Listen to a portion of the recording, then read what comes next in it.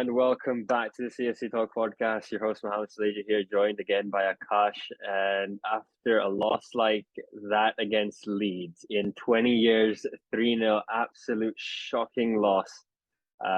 We're sat here. It's been a few days, and I wanted to wait because I wanted to see what's going to happen in the transfer window, as well as the open training today at Chelsea. So Akash joining us. Welcome to the podcast, Akash. I know it's not the best of times to be talking about Chelsea after that loss, but how have you been? And welcome back to the podcast. All good, and thank you for having me.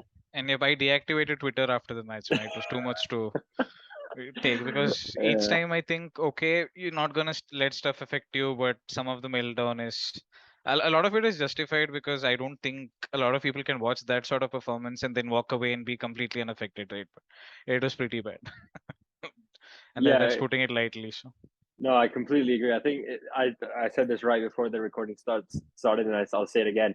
It was one of those matches where you don't need to see you don't need to dive into player ratings. You don't need to dive into individual performances. You don't need to dive into stats and talk about left back, right back, all this kind of sort of stuff. And you can generally just say overall, it just was not the Chelsea side that was against Tottenham. I think that's what surprises most. The way we yep. played against Tottenham, and even when we went, we were drawing against Tottenham, there was no intent to go on and get a point from that game and call it a day. We wanted those 3 points, and here there was no fight. It was a completely different team. Exactly, and there's so many takeaways in the match, right? In Tottenham, you had Ruben Loftus-Cheek converting, Mason Mount more central. We outnumbered them in field. We had more of the ball, and it was like the most fun I've had watching Chelsea play in a long, long time. To go from that to a game where we just gave up, right? How many times have we seen this team go 1-0 down and then absolutely just throw the towel in? It's not the Chelsea I grew up with, so it's disappointing that way. But it is a work in progress. Maybe this small elements of small tactical tweaks that Tuchel has to make, which I hope he is given the time to do it. But on the basis of last match, there's a lot of players who should be looking at themselves, and losing is fine, but not giving 100% is just not acceptable. Not at Chelsea's. I think you're right in terms of that. That is probably the most annoying part of watching that match. It's not about losing 3-0. It happens. Man City drew to Newcastle, which was unexpected. Man United won against Liverpool, so it's not like unexpected results are not expected in the Premier League. It's the best league in the world, and obviously there are going to be upsets. But it's the fact that when we were a goal down, we suddenly conceded another one, and then after that, there was still not a lot of intent. There was not a lot of fight, or there was no one trying to organize the defense again, make sure the midfield was right, make sure the attacking is right, passes are being done. There was nothing that we could see. Yes, we had a few chances. Kukurea missing a few. Mount had one. I think Sterling or Havertz had one here and there, and it's very disappointing to see that this team that played against Leeds didn't seem like it had a leader. There was no one on the pitch who was trying to motivate us back again, and it was quite sad to see. Well, let's begin. Let's dive into the goals. Firstly, the first one, Mendy with that error. I know he's in talks about a new contract, but his performances so far this season, and a bit from the right at the end of last season, haven't been the greatest, and a lot of criticism has come his way. Your quick thoughts on that, and then hope Kepa, whether he should start or not. Because today in open training at Stamford Bridge, I was watching, and Kepa looked really good. He was saving quite a lot of shots and quite a good shot, so he might have a chance Yep. in starting next against Leicester City. I think Mendy is a victim of his own success, right? You come in and you be that good for so long, where you're literally flawless, and then people uh, do start picking holes in slight mistakes that you make.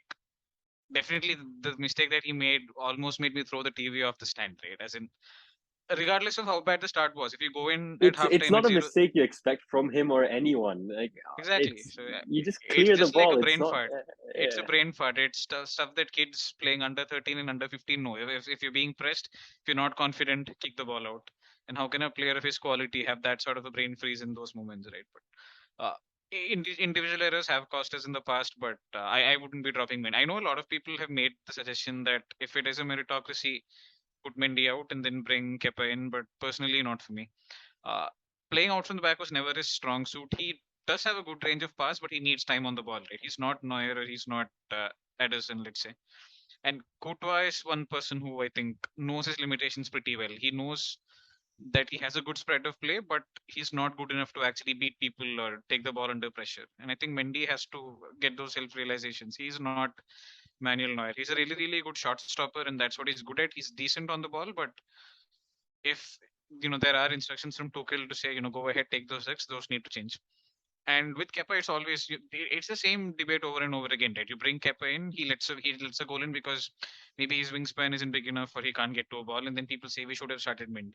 It's always going to be that way. We're always going to be looking at the grass on the other side and saying, but for me at least, Mendy has earned the right to maybe make a few mistakes, not as bad as the ones he made there for sure. But yeah, he definitely needs at least a few more games to get confidence back. But I wouldn't be dropping him, not right now.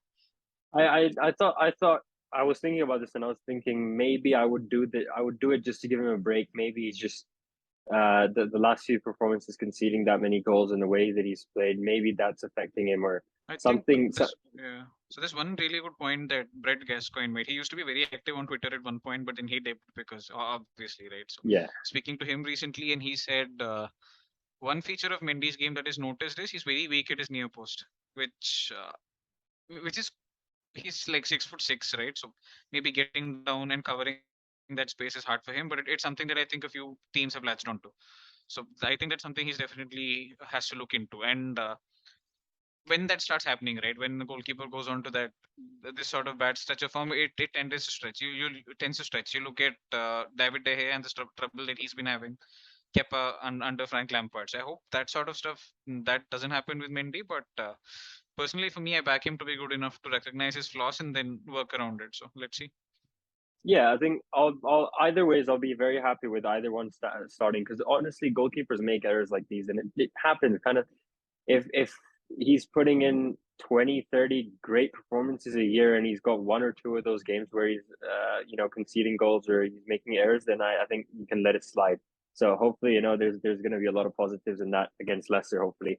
But one thing that I obviously didn't know, honestly, when I saw the lineup and I said, okay, this time it might not work, and that was Reece James at center back and Loftus Cheek at right wing back, and Leeds totally knew what they were doing with the intensity. Loftus Cheek just doesn't naturally doesn't have the ability, and not taking away from his performance against Tottenham, but against Leeds, him playing at right back was just not the right decision by Tuchel. We should have gone with it right. We should have gone with a proper center back and then Reece James playing in that position because of the intensity that Leeds play with. We were outdone in that position, and when we moved to a back four, right after second, like when second half started, we looked a lot better when Loftus Cheek moved into midfield and Reece James moved into right back. Exactly. So for me, the only reason that Loftus Cheek should be playing at right wing back is if he's allowed to invert and create those 2v1s in midfield. So we did that against Tottenham. Tottenham played Yeah, Bentancur and Højbjerg in midfield, and we had like a 4 versus 2 there. We had Kante and Jorginho, who had a really, really good game, and then we had Mount and Ruben Loftus-Cheek in those advanced 8 sort of positions, right? So he was cutting in from the right and giving our people passing options. But this game, he was like stuck on the touch line. He wasn't affecting play as it much, was because and Leeds play with more central. I think Leeds play more centrally than compared to Tottenham, who like to go out wide. We saw Conte at Chelsea as well. He would take the ball as wide as he can, make the pitch as wide as he can. exactly. And Leeds, so you have Harrison, who is amazing out wide, and you had Yeah, Aronson, who was playing at right wing for the first few matches, but then he sat on Jorginho for the full match. yeah, So at least for me, if Tuchel really wanted a conventional right wing back, he had the best in the league. He had Reece James, why sticking him at right exactly. centre back, and he had Aspilicueta, he had Trevor Chalobah, who are both competent in the right. You know, a lot of people say hindsight is the easiest form of analysis, but at least for me, when you have the best right wing back in the world, at least for me, put him where he's best, and Exactly. you're sort of taking away from so much of his attacking contributions when you put him at right center back. I'm not a fan of Reece at RCB. Yeah, like honestly, reset right wing back, as you said, best in the league, and we've seen the difference. We've seen against Tottenham when he was when Loftus Cheek would cut in, Reece James would go ahead, and those crosses that he was making, and that chance that cross to Havertz, which was a Oh, very nice cross that he made. Yeah, one of the best ones he's probably ever made. So Reece James has that natural attacking ability that Loftus Cheek doesn't have, And I would understand this decision from Tuchel if Chalobah's injured, Aspie's injured, but when it's the third game of the season, Aspie's pretty much fresh off. He hasn't played a lot of minutes. Chalobah hasn't played at all, I think, if I'm not wrong. You can afford to have a three at the back with Chalobah and Aspie. Maybe one of the yes, Aspie might be a little bit slower than usual, whatever. But then when you have Reece James in that right wing back position, you can just create so many chances. And yes, we do create so many chances. And I want to go into this. I know we're talking about individual performances, but Chelsea and finishing, we really need to maybe look out for a finishing coach or something at this point, because we have struggled and we are struggling. And I guess you can't blame Tuchel for it. Like, he can't do anything about it other than just, put in more training drills. But at the end of the day, it's just the players having the confidence to put it at the back of the net. Even in our offside chances, we were missing, and the goalkeeper was making saves. So I definitely agree that our finishing is well below par, right? But I'll just caveat that with one stat. Man City are top of the league for big chances created. They've created 11 chances. Then you have Crystal Palace, who are on 9.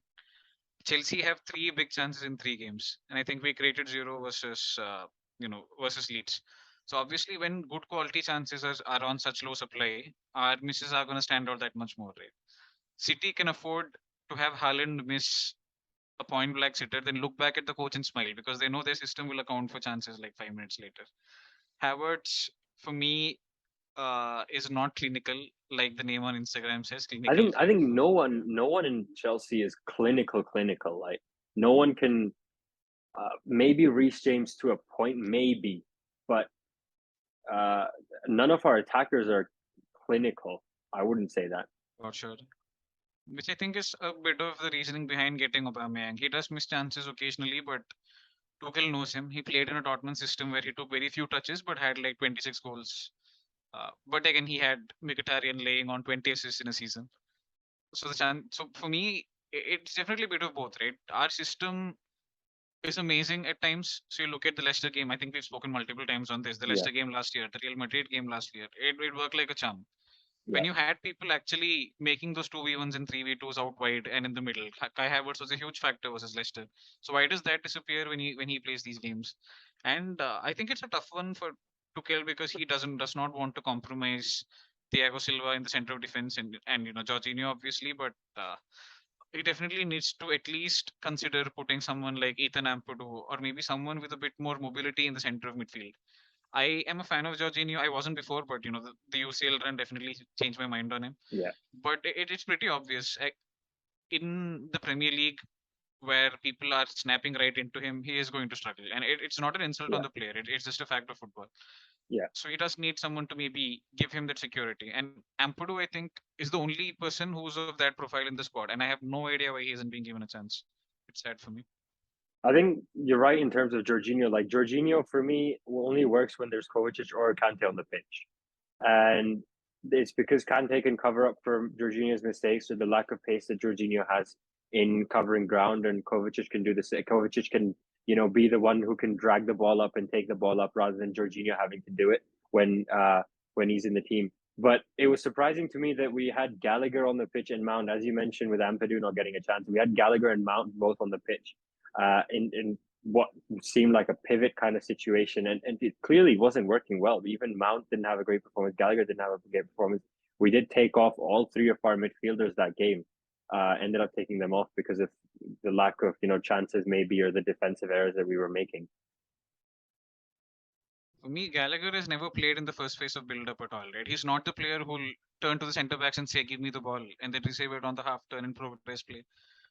Maybe he's played it for the academy, but that's like ages back in a totally Yeah, different standard. He played there for West Brom, which was like a 5-4-1 low block, and they're not the kind of team that actually puts a lot of thought into how they build up, right? no, and you can't. Sorry, I'm cutting you in, but you can't compare Gallagher at West Brom at Chelsea, because Chelsea played Exactly, this game. exactly. Chelsea walk into a game saying 3 points or nothing kind of situation, and then West Exactly. Brom are more defensive. They want their players to be more precise and more concise and try and put pressure on the opponent in trying to go long and go and find alternative routes. Whereas Chelsea can't Exactly. do That that. was a Sam Chelsea, Allardyce yeah, team. Yeah, and Yeah. at Crystal Palace, he played a lot more forward than he would play. He played against Leeds, and we saw the difference. Crystal Palace loan that he had was an incredible loan for Gallagher compared to West Brom, where he, I guess, say CM position in both, but it was a more defensive role at West Brom than Crystal Palace, and we saw the difference. For sure, he's the kind of player who should be turning the ball over high up the pitch and then snapping right into the back four, right? Yeah, And Tuchel seems to think that he's someone who can affect play, play that Kante role, but Kante's quantity on the ball is so underrated. When people think that he is just this road runner who runs all around the pitch and wins the ball back, but he is so much more, and that is so evident when we don't have him on the pitch. And it's not just in terms of winning the ball back or recovering the ball. Our on the ball quality dips majorly without N'Golo Kante in the squad, and can't wait for him to be back. But he seems to be made of glass, no? I think it's one of those where he's such a special player. You might want to just use him for that one special game, two special games. But you're right in saying that the team kind of falls apart when Kante is not in there. We saw against Arsenal preseason. I know, yes, it's a preseason game, but I don't think Kante was playing in that. I can't remember Kante playing in that one. And we lost 4-0, and we were, unable to control the ball in midfield. 3-0 again, 3-0 against Leeds.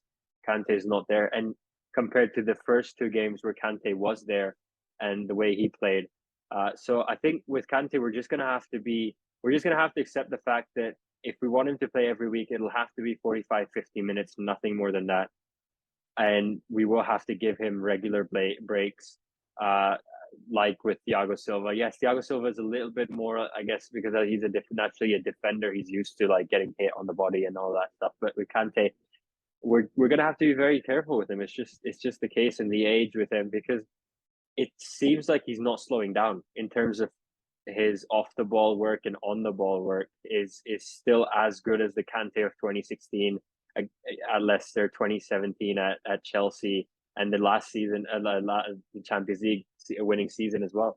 He's still amazing, and he still should be part of this team. It's just that we need to use him well, and I think Tuchel needs to just manage him and use him at the right time rather than just push him for 70, 80, 90 minutes each week. And we're just going to have to be very careful. But thankfully, good news today in the open training that Mateo Kovac has returned, and Oh he wow. did some training. So that was some good news that I heard, and he looked good. I mean, there wasn't much of a tactical training today, obviously in front of the fans. But one interesting thing that I saw was Sterling taking shots, ZX taking shots, and Sterling probably scored 1 out of 15, 20. ZX scored Okay. 1 or 2 out of 10, 11, something like that. Crazy number. So it was interesting to see that, because it was like, and it was against Kepa, so he hasn't got the reach, and they were all trying to do it from right on the edge of the box. So yes, quite a bit of a distance, but at the end of the day, and it was some bad misses as well. So that was a bit shocking to see for me. That's why I brought up the finishing point, because I was like, what are we doing in terms of like finishing? It's not improving, and we've struggled last season. We're struggling now. If our team is only creating what you say 3 chances in the last 3 games, we're gonna have to score those three and take 1-0 victories at this point, and call it a day rather than some flamboyant football and scoring 5 or 6 goals, like Man City and Liverpool have done in recent times. Obviously not against Man United. But your quick thoughts on Cucurella and his performance at right left back actually. Again, so in a pretty shit match, I think the only bright spots for me were Thiago Silva and Kukurea, right? So, Kalidou Koulibaly, as someone who likes the Serie A and does follow him, I had such high hopes of, when he came in, right? But it was such a rookie mistake. How do you get so tight to someone, get turned, and then you see that you have cover, but you still feel the need to pull him down? It didn't make any sense I to me think at it all. was it So, was so pointless. Like I was gonna exactly, mention yeah. this, but it was so like I'd rather I'm not. I might get people might not agree with this, but I lose 4-0. You're losing 3-0. Lose 4-0. Now he's just got himself a ban for next game against Leicester. We're already in so much trouble. The last thing we want is defenders getting red cards and injuries, and us not having enough players to play. And then you've got the situation where Loftus Cheek is playing at right wing back again. It's a very annoying situation. Sorry. Exactly. I'm hoping at least now Ampado gets a chance. I'm hoping. I just see holes in the squad and I'm like stick him in because he's a player I rate so much. Right. He was 16 years old and he was telling seniors like Gary Cahill and John Terry where to go on the pitch.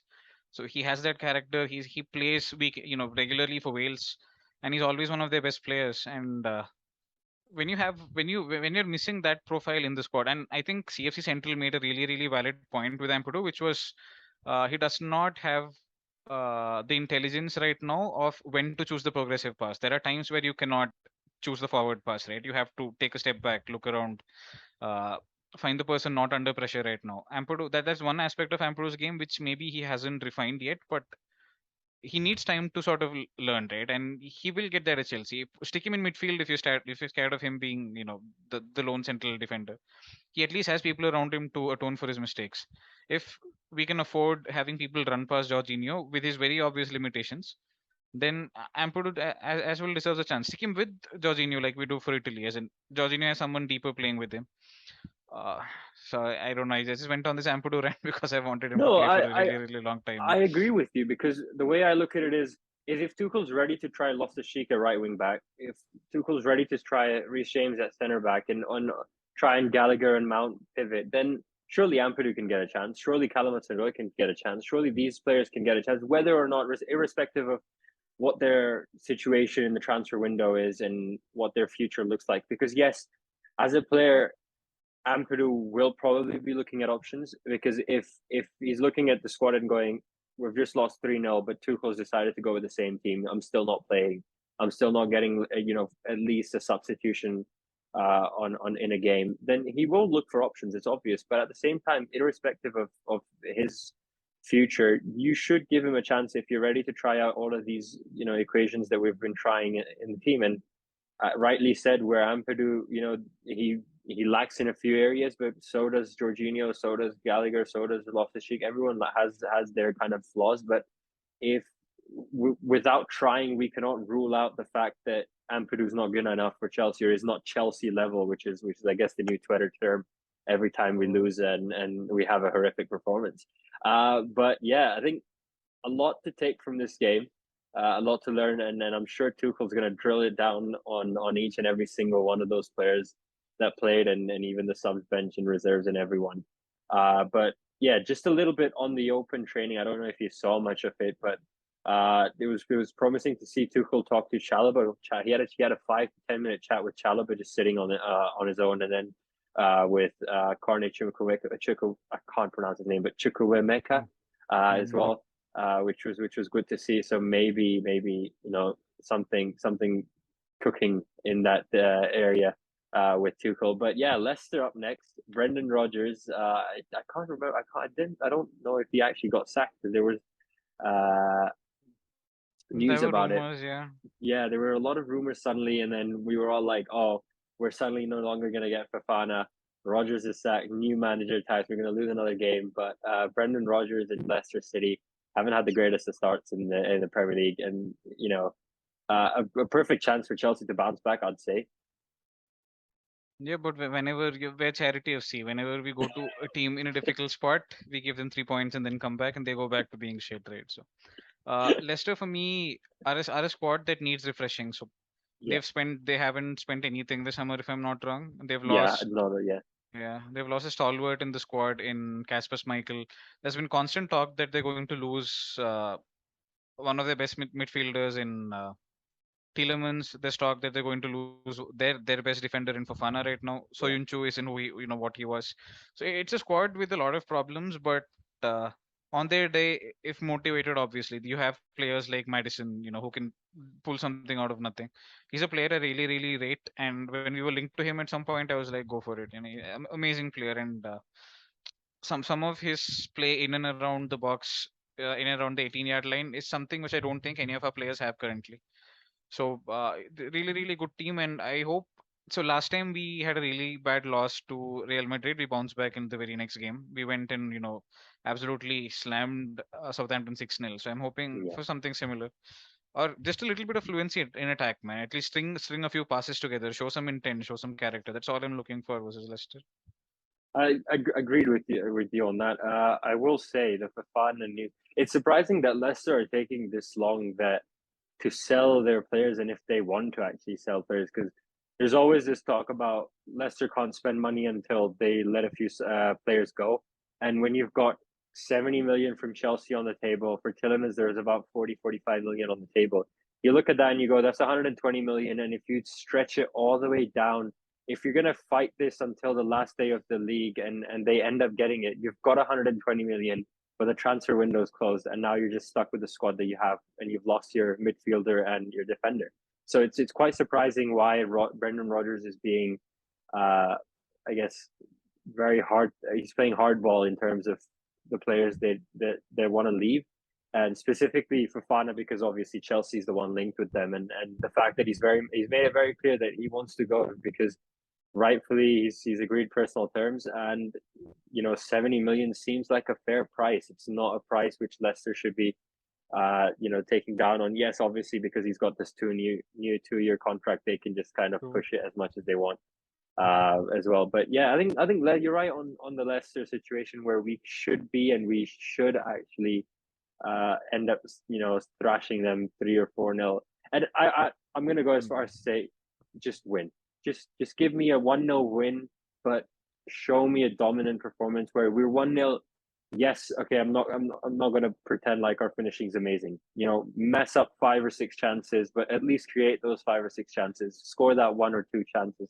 Get a 2-0 win. Show me that this squad is capable of top 4, because right now I'll say a draw against Tottenham, obviously because of the referee decisions. Other than that, Everton wasn't the most convincing of performances, and Leeds was a really bad performance, which there's not a lot more to say than we've already spoken about. So I think a lot positives to take from the losses that we've had. Try and convert those negatives into positives, I guess, and hopefully get a good performance against Leicester. Your last quick thoughts on Leicester and your quick score predictions before Yeah. we move on to transfer. Pardon the yawning No, because I woke up like really, really early I can today. imagine, because yeah, Yeah. hats off to Akash for working until 1 a.m. and then coming on this podcast and then actually having a conversation. But Anytime. that's just the Always love for for football. Chelsea, isn't it? Yeah, Always for that's football and yeah, always for Chelsea, bro. Happy anytime. yeah, Yep. So final thoughts. All I'm saying is I just want to see fluency on the pitch. I don't care if we lose, because if we're going to mess up at the start of the season, right? Because there's still room to make up. All I want to show is some coherence in attack in the first phase of build up. Get players who are comfortable on the ball. Don't stick Gallagher in there because it's not fair on him too. It's a skill set which he doesn't have at this point, or which maybe doesn't suit his core characteristics. So uh, all I'm looking for is a dominant performance, good quality on the ball, and hopefully a win to top it off.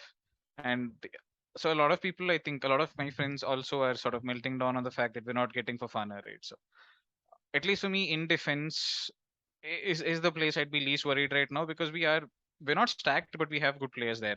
We yeah, have people who can do a job. We have youth who can do a job if called upon, which I'm confident about. We have yeah. Chalobah, who is raw and makes mistakes, but he's still a pretty good player, and we have Ampadu as well. Uh, the place where I want to see some movement happening is midfield and attack. Right now, it's the same predictable patterns when it comes to the middle of the park, or we go up top, and I think teams have worked out how we want to attack and the sort of overload we want to make. I want someone who has the quality to sort of create something out of nothing. Aubameyang was that player once upon a time, whether he still is. So I do watch Barca, but he's never struck me as go get him, that kind of player, right? But if Tuchel feels that, if Tuchel feels he can work something out, then absolutely on board with the idea. The stock we've bid 50 million for Anthony Gordon as well, which is crazy for me. It's actually moved Especially up to 60 with add-ons and all of exactly. You should ask Dan Hill how he feels about this deal. Yeah. that. So No, I think he it's a lot of money for Gord, like and 20, he's very raw, maybe right? 30. Yeah. He's a good player. He's a good player, no doubt about it. But even factor in English tax, 50 million on a 21-year-old who's had like 2 goals and 3 assists. I may be wrong. He's a good player, no doubt about it. But I just think there's more value in the market for that sort of money. Get Zaha in. Yeah, Zaha, I- who hits goals week in, week out, 14 goals in the Prem last season, and you get him for like 25 million this year. yeah. No Like brainer for me. for a player like Gordon, yes, he's young, yes, he's got talent, but at the end of the day, 60, I just feel like 60 million is a bit too much. Like, he's got the talent, but it's not talent where I would go, oh, this is £100 million player. But if we're Exactly. getting him for a 60, 70, that's an amazing deal or something. But I think 60 is a bit too much, which is why I feel like this deal could fall through. But it's surprising how Chelsea are ready to bid 50 plus add-ons and 55 plus add-ons or whatever is being reported at the moment. In terms of Aubameyang, I think, and you said creating chances in a different way than what we're used to. What I want from a striker at Chelsea, and that hasn't happened since Diego Costa, is someone, and Giroud used to do it to a certain extent, but hold the ball up. When that long ball is given, maybe that cross is given, just hold the ball, wait, assess your options and pass, take a pass, try and see if someone in midfield's open for a long shot, rather than, he's the person we're trying to get a header from in the box. Where that's the person who has to score it in one touch in the box, like we expect from Havertz, like we kind of expect from Sterling at this point. But it's just I'm going to take a back seat on any striker that Chelsea are linked with, even with the striker that we're trying. I can't remember who it was, but we're trying to sign someone for next season, and In Kunku, loan is it. it? And I think it's in yeah, I think it's in Kunku. Yeah, But even with him, I'm like, look, until he's at Chelsea and I see a season of that striker, I'm not going to make any assessments of, oh, I'm very excited to see him, because it it's the number 9 curse. It's the number 9 curse, for and sure. no one seems to have broken it so far. So, yeah, just hoping that even if Aubameyang comes in, I'm not saying no to him. I'm just saying I want to wait and see when he comes in how it goes. And the other kind of factor that kind of concerns me is how much Arteta publicly said about Aubameyang's behavior, around training, around other things than just the match itself, and which is what concerns me. But if Tuchel believes he can work with the player and he's confident, he can get the best out of him, go for it. More For than sure. happy to bring him. Yeah, because realistically, we can't survive the season without a natural striker, and with Broha, True. Havertz, and Sterling not being the best of finishers, um, True. we will have to kind of go after it. And Ziyech with Pulisic as well. I didn't mention them firstly because I thought, haven't had regular game time, but True. yeah, just hoping that we do something, honestly. And with Fofana, I think you're right in terms of we've got players in defense, we can make do, but I still think we need him. I think 80 million is a lot. It's too much. I would have gone for 60, 65, but if it means paying 5 million extra, 70, 75, let's do it. Let's get it done. Because this is a chance. Next season, a lot more clubs are going to be going for Fofana than just Chelsea right now. And if, For sure. like Koundé, if he has options, he might pick someone else. It's not certain True. that Chelsea's got the project with Tuchel. Makes sense. Yep. Yeah, completely agree. I think Akash has been very late, and I know. Yeah. Thank you very much for coming on. It was great to having you. Uh, Hopefully next time you're on, we're going to be discussing a win and probably a good Chelsea situation.